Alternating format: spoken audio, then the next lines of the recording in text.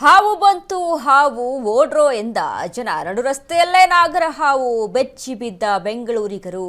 ಹಾವು ಕಂಡ್ರೆ ಸಾಕು ಜನ ಕಂಗಾಲಾಗ್ಬಿಡ್ತಾರೆ, ಟೆನ್ಷನ್ ಆಗ್ತಾರೆ, ಪ್ಯಾನಿಕ್ ಆಗ್ತಾರೆ. ಎಲ್ಲಿ ಹಾವು ಬಂದು ಕಚ್ಚಿ ಬಿಡುತ್ತಪ್ಪ ಅಂತ ಭಯ ಆಗ್ತಾರೆ. ಇದೀಗ ಬೆಂಗಳೂರಿನ ನಡು ರಸ್ತೆಯಲ್ಲಿ ಕಂಡಂತ ನಾಗರ ಹಾವು ಬೆಂಗಳೂರಿಗರು ಬೆಚ್ಚಿ ಬಿದ್ರು. ಪ್ಯಾಲೇಸ್ ರೋಡ್ ನಡು ರಸ್ತೆಯಲ್ಲಿ ನಿಂತಿದ್ದ ನಾಗರ ಹಾವು.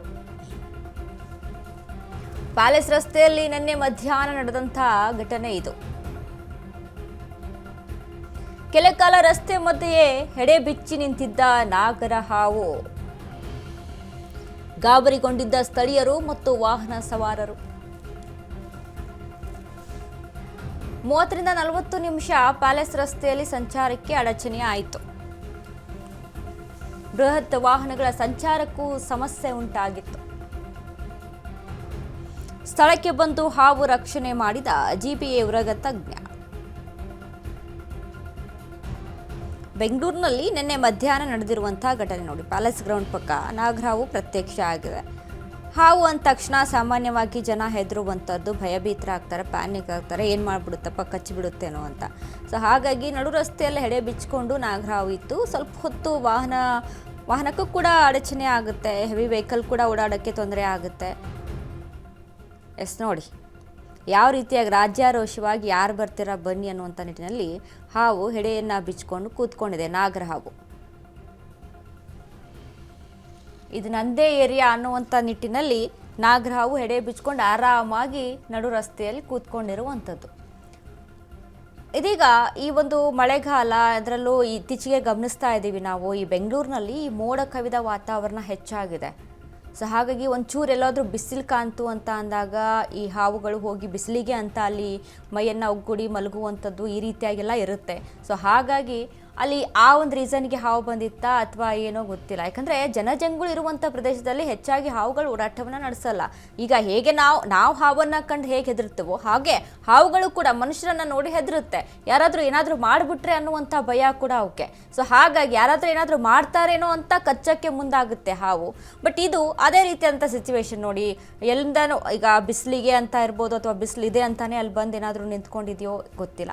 ಬಟ್ ಸ್ವಲ್ಪ ಹೊತ್ತು ಅಲ್ಲೇ ಇತ್ತು ನಾಗರಹಾವು, ಹೆಡೆ ಬಿಚ್ಕೊಂಡು ಕೂತಿತ್ತು. ಜಿಬಿಎಲ್ಲಿ ಉರಗ ತಜ್ಞರು ಬಂದು ಅದನ್ನು ರಕ್ಷಣೆ ಮಾಡುವಂಥ ಕಾರ್ಯ ಮಾಡಿದರು. 30 ರಿಂದ 40 ನಿಮಿಷ ಪ್ಯಾಲೇಸ್ ರಸ್ತೆಯಲ್ಲಿ ಸ್ವಲ್ಪ ವಾಹನಕ್ಕೆ ಅಡಚಣೆ ಆಗುತ್ತೆ, ಹೆವಿ ವೆಹಿಕಲ್ ಕೂಡ ಓಡಾಡೋಕ್ಕೆ ಅಲ್ಲಿ ತೊಂದರೆ ಆಗುತ್ತೆ. ಯಾಕಂದರೆ ಹಾವಿದೆ ಅಂತ ಅಂದರೆ ಸುಮ್ಮನೆ ಅಲ್ಲಿ ವೆಹಿಕಲ್ಗಳನ್ನು ತೆಗೆದುಕೊಂಡು ಹೋಗುವಂಥದ್ದು ಆಗಲ್ಲ. ದಿಢೀರಂತ ಯಾವುದಾದ್ರೂ ಗಾಡಿಯಲ್ಲಿ ಹೋಗಿ ಸೇರಿಕೊಳ್ಳುವಂಥದ್ದು ಕೂಡ ಆಗುತ್ತೆ ಹಾವು.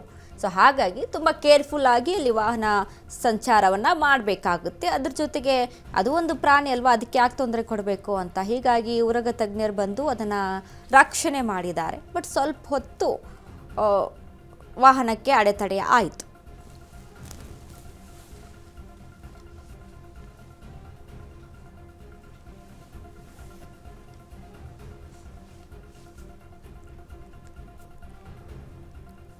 ನೋಡಿ ಎಷ್ಟು ಆರಾಮಾಗಿ ರಾಜಾರೋಷವಾಗಿ ಹಾವು ಕೂತ್ಕೊಂಡಿದೆ ನಡು ರಸ್ತೆಯಲ್ಲಿ ಅಂತ ನಾನು ಆಗಲೇ ಒಂದು ಮೆನ್ಷನ್ ಮಾಡಿದೆ. ಈಗ ಬೆಂಗಳೂರಿನ ಸುತ್ತಮುತ್ತ ತುಂಬ ಒಂದು ರೀತಿಯಾಗಿ ಮೋಡ ಕವಿದಂತಹ ವಾತಾವರಣ, ತುಂಬ ಕೂಲ್ ಆದಂಥ ವೆದರ್ ಇದೆ. ಸೊ ಇಂಥ ಟೈಮಲ್ಲಿ ಹಾವುಗಳೇನು ಮಾಡುತ್ತೆ, ಬಿಸಿಲು ಬೇಕಾಗುತ್ತೆ ಹಾವುಗಳಿಗೆ, ಬಿಸಿಲಿಗೆ ಅಂತ ಹೋಗಬೇಕಾಗುತ್ತೆ. ಸೊ ಹಾಗಾಗಿ ಅಲ್ಲಿ ಎಲ್ಲಾದರೂ ಬಿಸಿಲು ಕಂಡ್ತು ಅಂತ ಅಂದಾಗ ಅಲ್ಲಿ ಹೋಗಿ ಸ್ವಲ್ಪ ಹೊತ್ತು ಆ ಬಿಸಿಲಿಗೆ ಮೈ ಉಕ್ಕೊಂಡು ಅಲ್ಲಿ ಮಲಗುವಂಥದ್ದು ಈ ರೀತಿಯಾಗೆಲ್ಲ ಹಾವುಗಳು ಮಾಡುತ್ತೆ. ಸೊ ಹಾಗಾಗಿ ಆ ಒಂದು ರೀಸನ್ಗೆ ಅಲ್ಲಿ ಬಂದಿತ್ತ ಅಂತ. ಯಾಕಂದರೆ ಅಷ್ಟೊಂದು ಜನಸಂದಣಿ ಇದೆ, ಜನಜಂಗುಳಿದೆ, ಅಷ್ಟಾದರೂ ಕೂಡ ಹಾವಲ್ಲಿ ಬಂದಿದೆ ಅಂತ ಅಂದರೆ ರೀಸನ್ ಅದೇ ಆಗಿರುತ್ತೆ. ಇನ್ನು ಮತ್ತೊಂದು ಭಯ ಆಗಿರುತ್ತೆ ಅದಕ್ಕೂ ಕೂಡ. ಇಷ್ಟೆಲ್ಲ ಜನ ಓಡಾಡ್ತಾ ಇದ್ದಾರಪ್ಪ, ಯಾರೇನು ಮಾಡಿಬಿಡ್ತಾರೆ ಅನ್ನುವಂಥ ಭಯ ಕೂಡ ಆಗಿರುತ್ತೆ. ಹಾಗಾಗಿ ಸ್ವಲ್ಪ ತಲ್ಲೇ ರಿಲ್ಯಾಕ್ಸ್ ಆಗಿತ್ತು.